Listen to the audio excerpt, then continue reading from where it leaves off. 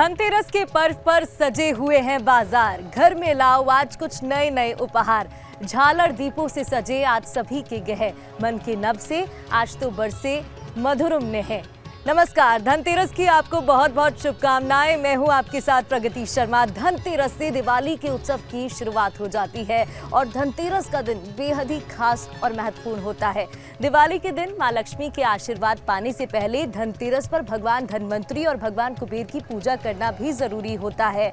आज की भागती दौड़ती जिंदगी में कोई परेशान है, कोई बीमारी से पीड़ित है, तो किसी को व्यापार में घाटा हुआ है, तो इस बार धनतेरस को कैसे बनाना चाहिए और कैसे खास बना सकते हैं, क्योंकि कई साल बाद धनतेरस पर बन रहा है अद्भुत संयोग जो आपको रखेगा सेहतमंद और करेगा मालामाल। तो कैसे करें भगवान धनवंतरी और भगवान कुबेर की पूजा, ये बताने के लिए हमारे साथ खास मेहमान मौजूद हैं। हमारे साथ आचार्य राज मिश्रा जी मौजूद है। बहुत बहुत स्वागत है आपका। धन्यवाद। आचार्य जी, सबसे पहले तो धनतेरस का महत्व क्या होता है यही जानना चाहूंगी। क्यों इस पर्व को खास माना जाता है, क्यों इतना महत्वपूर्ण है और इस बार क्या शुभ संयोग बन रहा है जिससे कि माला माल हो सकते हैं लोग? जी बिल्कुल। धनतेरस की सबसे पहले तो न्यूज स्टेट, न्यूज नेशन और आपके पूरे परिवार के साथ समस्त दर्शकों को बहुत सारी हार्दिक शुभकामनाएं। आदिशक्ति माता लक्ष्मी कृपा आप सब पर बनी रहे, यही शुभकामना है। भगवान विष्णु का आशीर्वाद आप सब पर बना रहे। ऋषि धनवंतरी आप सभी के जीवन में शरीर की आरोग्यता उत्पन्न करे, परिवार के साथ प्रसन्नता से अपना जीवन व्यतीत करें, यही भगवान से प्रार्थना। और मैं धन्यवाद करता हूँ न्यूज स्टेट का कि आप सब तक घर पहुँचे हुए इतनी सुंदर जानकारी जो आपके लिए बहुत उपयोगी हो सकती है। आज के इस भागती दौड़ती जिंदगी में, वास्तविकता में हम लोग ये नहीं समझ पाते हैं किस प्रकार कौन से त्यौहार को सेलिब्रेट करना है, कौन से त्यौहार को किस प्रकार से मनाना है, किन चीज़ों का किस प्रकार से ध्यान रखना है, किस प्रकार देव आराधना करनी है, किस प्रकार लक्ष्मी जी का पूजन करना है।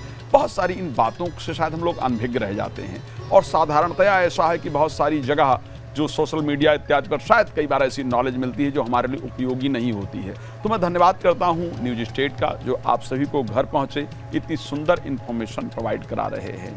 अगर देखा जाए धनतेरस की बात की जाए या धनवंतरी ऋषि के आज उत्पत्ति की बात की जाए, शायद ये जो दिन है ये बहुत ही सुंदर है, बहुत ही उत्तम है। इस पर हम लोग चर्चा करेंगे, लेकिन मेरी एक इच्छा है, मेरा एक विचार है। आप सब लोग अपने घरों में बैठे हैं, बहुत सारे लोग ऑफिस के कार्य से भाग रहे हैं, भाग दौड़ कर रहे हैं, जैसा कि अभी बताया आपने। तो मैं चाहूँगा कि हम सभी लोग एक बार हाथ जोड़ करके आदिशक्ति माता लक्ष्मी का स्मरण कर लें, ताकि आप अपने घर में बैठे हुए इस प्रोग्राम के माध्यम से आप नहीं पूजा कर पा रहे हैं, नहीं विधियों का पालन कर पा रहे हैं, तो भी एक बार लक्ष्मी जी का श्रद्धा से स्मरण कर लें, ताकि लक्ष्मी की कृपा सदैव आपके ऊपर बरसे। एक बात ध्यान रखिए, हम लोगों ने यहाँ आपके लिए सारी व्यवस्थाएं की है, इसीलिए सारी व्यवस्था की गई। हम लोग साधारणतया बैठ करके भी चर्चा कर सकते थे, लेकिन इसलिए ये सारी व्यवस्था की गई ताकि आप लोगों को उसका लाभ प्राप्त हो सके। आचार्य जी, रोकना चाहूंगी यहाँ पर। हमारे साथ भी यहाँ पर हमने सारी व्यवस्था की हुई है और माँ लक्ष्मी भी विराजमान है। माँ लक्ष्मी की पूजा कैसे करते हैं ये तो आप बता ही रहे हैं, लेकिन हार भी चढ़ाया जाता है। मैं चाहूंगी आप भी यहाँ पर हार चढ़ा दीजिए और साथ ही बताइए कि किस तरीके से पूजा की जाती है माँ लक्ष्मी की इस त्योहार पर। मैं चाहूँगा कि हम सभी लोग श्रद्धापूर्वक यहाँ पर आदिशक्ति की आराधना करें, आदिशक्ति की पूजा करें।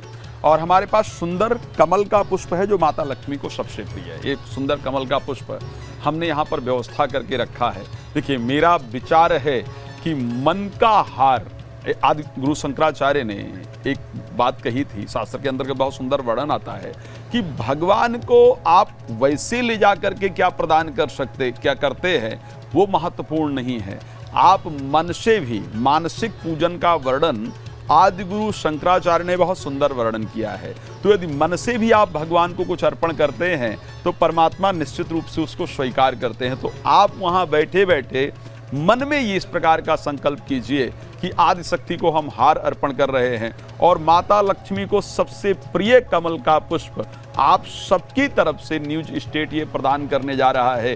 ये पुष्प आपके द्वारा ही, समझ लीजिए, जो आप दर्शन कर रहे हैं ये आपके द्वारा ही है। हम श्रद्धा से अर्पण कर रहे हैं, आप इसको अपने मन में स्वीकार कीजिए और माता लक्ष्मी से अपने लिए प्रार्थना कीजिए। माता लक्ष्मी इसको स्वीकार करेंगी। ओम श्री शते लक्ष्मी पत्न्याम बहोरात्रि पार्श्वे नक्षत्रनिखाणां मुम्बहिखाणां सर्वलोकं महिखाणां माँ लक्ष्मी देव्यै नमः। तो हमने यहाँ पर हार की जगह माता लक्ष्मी को सबसे प्रिय कमल का पुष्प प्रदान किया है। जी, आप कुछ कह रहे थे, बताइए। बिल्कुल, आगे बढ़ते हुए यहाँ पर देखिए माता लक्ष्मी को कमल का पुष्प तो हमने चढ़ा ही दिया है, जो कि बेहद ही उनका प्रिय माना जाता है। सवाल कई हैं मेरे मन में, त्योहार बेहद खास है, लेकिन आगे बढ़ते हुए मैं ये भी आपसे आचार्य जी जानना चाहूंगी, धनतेरस, धन का त्योहार हम कहते हैं, और कहते हैं कि इस दिन बर्तन खरीदना शुभ होता है, कई वस्तु खरीदे जाते हैं, लेकिन खरीदारी का इतना क्रेज है, तो क्या खरीदना सबसे शुभ रहता है? लोग इतने कंफ्यूज रहते हैं, यही नहीं समझ पाते कि क्या खरीदे। सबसे पहले देखिए, एक चीज हम सबको ध्यान रखना होगा कि बर्तन खरीदना ये त्योहार सिर्फ धन को लेकर के ही नहीं है, और मेरे विचार से धन सिर्फ पैसा ही नहीं है। सब ये सोचा जा सकता है, हम धन, जब भी धन की बात आती है तो हमारे विचार से आता है कि धन सिर्फ पैसा हो सकता है, लेकिन भागवत का एक सुंदर श्लोक है, अर्थागमो नित्यम रोगिता च प्रिया च भार्या प्रियवादिनी च। शरीर की आरोग्यता को शास्त्र में सबसे बड़ा धन कहा गया है। सो जो धन त्रयोदशी है वो सिर्फ धन का ही नहीं बल्कि आरोग्यता को प्राप्त करने का सबसे सुंदर दिन है।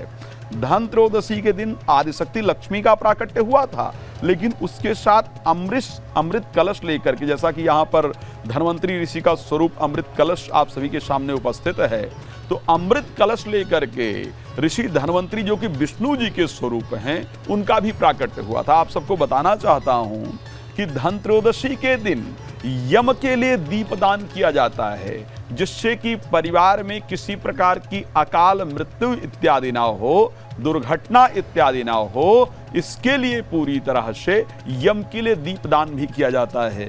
शरीर आरोग्यता के लिए धन्वंतरी ऋषि की पूजा की जाती है, और आदि शक्ति लक्ष्मी जी को अपने घर में आवाहित करने के लिए इस दिन लक्ष्मी जी का पूजन किया जाता है।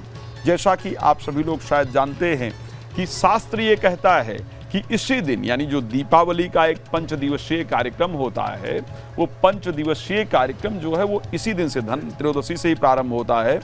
इस दिन ही जो बर्तन खरीद के लाए जाए, देखिए स्वर्ण इत्यादि खरीदने की प्रक्रिया, चांदी इत्यादि खरीदने की प्रक्रिया, मुझे लगता है ये शायद बाद में लेकर के आया गया है। ये अगर हम पुराणों में जाकर के देखें, इतिहासों में जाकर के देखें, धर्म ग्रंथों के अंतर्गत जाकर के देखें, तो शायद कहीं ना कहीं सिर्फ ये वर्णन नहीं था कि आप स्वर्ण खरीद करके लाएं या चांदी खरीद करके लाएं। ये तो एक बड़ा डिफरेंट विषय हो गया, एक बहुत परिवर्तित विषय हो गया कि जिस व्यक्ति के घर में इतना धन नहीं है कि स्वर्ण खरीद पाए या चांदी खरीद पाए या वो स्टील के बर्तन खरीद पाए, तो क्या उसके घर लक्ष्मी जी का आगमन नहीं होगा?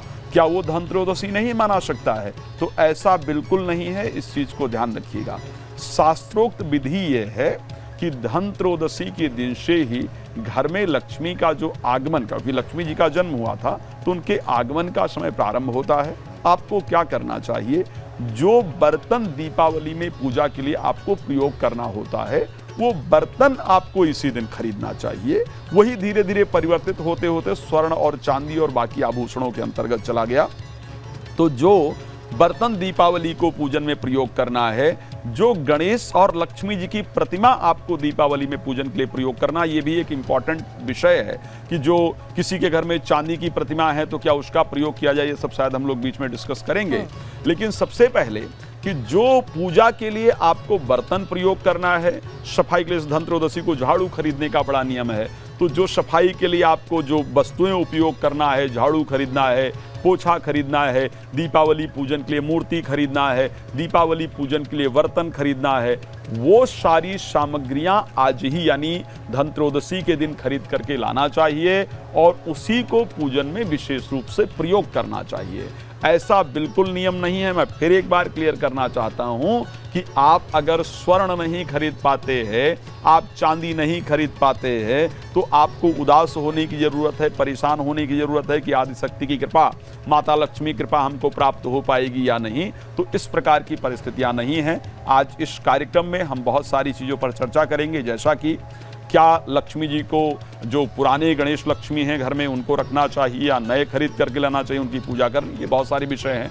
यम का दीपदान भी इसी दिन किया जाता है, उस पर भी चर्चा करेंगे। तो जो विषय है हम सब उस पर बात करेंगे।